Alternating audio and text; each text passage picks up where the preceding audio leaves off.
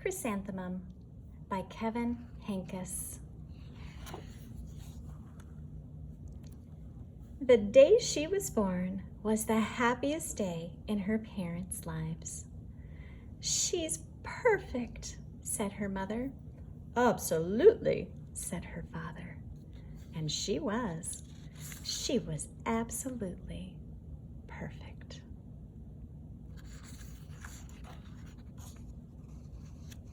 "Her name must be everything she is," said her mother. "Her name must be absolutely perfect," said her father. And it was. Chrysanthemum. Her parents named her Chrysanthemum. Chrysanthemum grew and grew and grew. And when she was old enough to appreciate it, Chrysanthemum loved her name. "I love my name."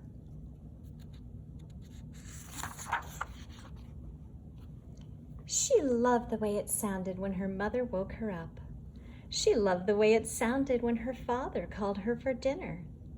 And she loved the way it sounded when she whispered it to herself in the bathroom mirror. Chrysanthemum, chrysanthemum, chrysanthemum. Chrysanthemum loved the way her name looked when it was written with ink on an envelope. She loved the way it looked when it was written in icing on her birthday cake. And she loved the way it looked when she wrote it herself with her fat orange crayon. Chrysanthemum, chrysanthemum, chrysanthemum. Chrysanthemum thought her name was absolutely perfect. And then she started school. On the first day, Chrysanthemum wore her sunniest dress and her brightest smile. She ran all the way. "Hooray!" said Chrysanthemum. "School!" But when Mrs. Judd took roll call, everyone giggled upon hearing Chrysanthemum's name. "Dawn, Eve, Lois, Al, Les, Kay, Max, Sue, Bill, Pat, Tom, Sam, Ken, Joe, Rita, Victoria, Chrysanthemum." "It's so long," said Joe. "It scarcely fits on your name tag," said Rita, pointing. "I'm named after my grandmother," said Victoria. "You're named after a flower." Chrysanthemum wilted. She did not think her name was absolutely perfect. She thought it was absolutely dreadful. The rest of the day was not much better. During nap time, Victoria raised her hand and informed Mrs. Judd that Chrysanthemum's name was spelled with 13 letters. "That's exactly half as many letters as there are in the entire alphabet," Victoria explained. "Thank you for sharing with us, Victoria," said Mrs. Judd. "Now put your head down."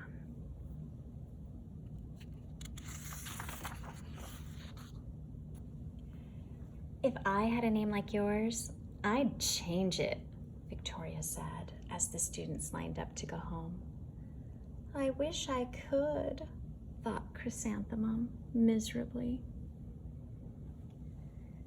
"Welcome home," said her mother. "Welcome home," said her father. "School is no place for me," said Chrysanthemum. "My name is too long.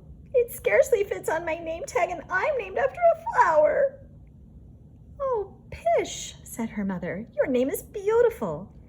"And precious and priceless and fascinating and winsome," said her father. "It's everything you are," said her mother. "Absolutely perfect," said her father. Chrysanthemum felt much better after having her favorite dinner, macaroni and cheese with ketchup, and an evening filled with hugs and kisses and parcheesi. And that night, Chrysanthemum dreamed that her name was Jane. It was an extremely pleasant dream.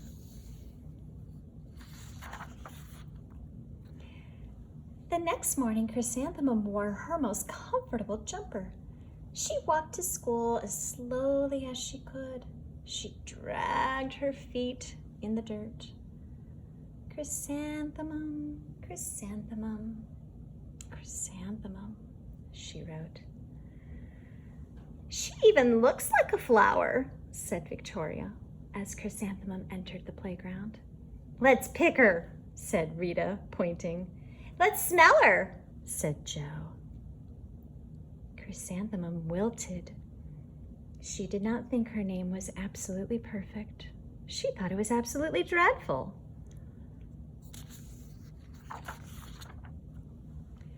The rest of the day was not much better. During nap time, Victoria raised her hand and said, A chrysanthemum is a flower. It lives in a garden with worms and other dirty things. Thank you for sharing that with us, Victoria, said Mrs. Chad. Now put your head down. I just cannot believe your name, Victoria said as the students lined up to go home. Neither can I, thought Chrysanthemum miserably. Welcome home, said her mother. Welcome home, said her father. School is no place for me, said Chrysanthemum. They said I even look like a flower. They pretended to pick me and smell me. Oh, pish, said her mother. They're just jealous. And envious and begrudging and discontented and jaundiced, said her father. Who wouldn't be jealous of a name like yours, said her mother. After all, it's absolutely perfect, said her father. Chrysanthemum felt a trifle better after her favorite dessert, chocolate cake with buttercream frosting, and another evening filled with hugs and kisses and parcheesi. That night, Chrysanthemum dreamed that she really was a chrysanthemum. She sprouted leaves and petals. Victoria picked her and plucked the leaves and petals one by one until there was nothing left but a scrawny stem. It was the worst nightmare of Chrysanthemum's life. She wore her outfit with 7 pockets the next morning. She loaded the pockets with her most prized possessions and her good luck charms. Chrysanthemum took the longest route possible to school. She stopped and stared at each and every flower. Chrysanthemum, chrysanthemum, chrysanthemum, the flowers seemed to say.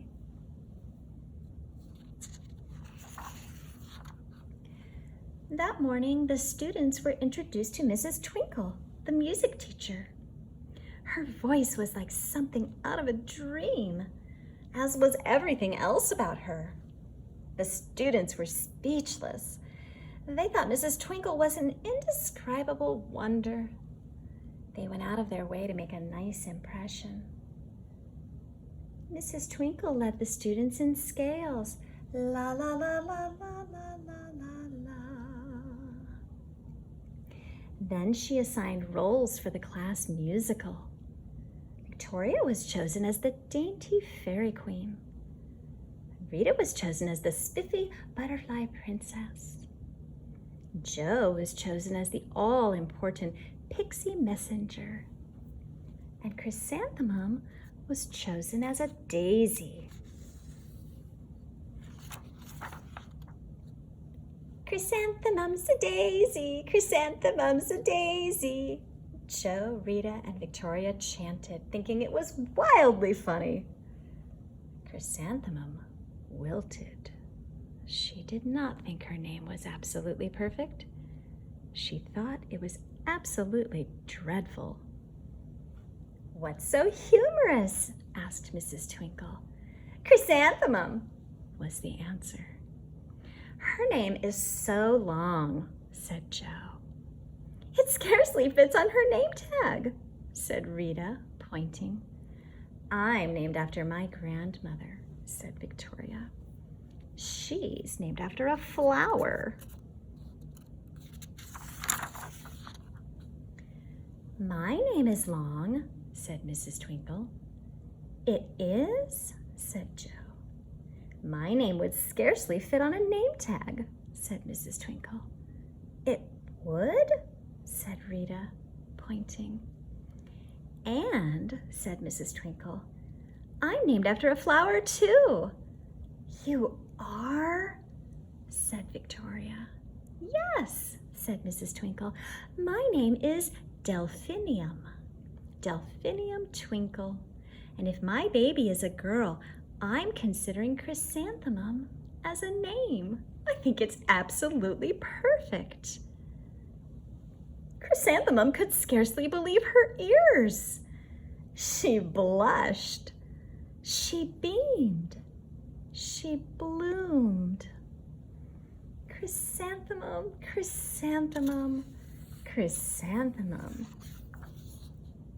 Joe, Rita, and Victoria looked at Chrysanthemum longingly. "Call me Marigold," said Joe. "I'm Carnation," said Rita, pointing. "My name is Lily of the Valley," said Victoria. Chrysanthemum did not think her name was absolutely perfect. She knew it.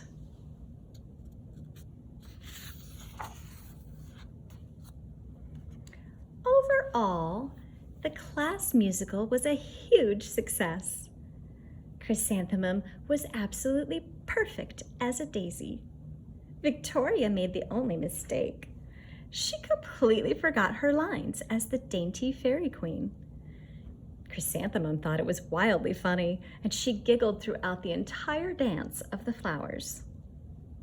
Eventually, Mrs. Twinkle gave birth to a healthy baby girl. And of course, she named her Chrysanthemum.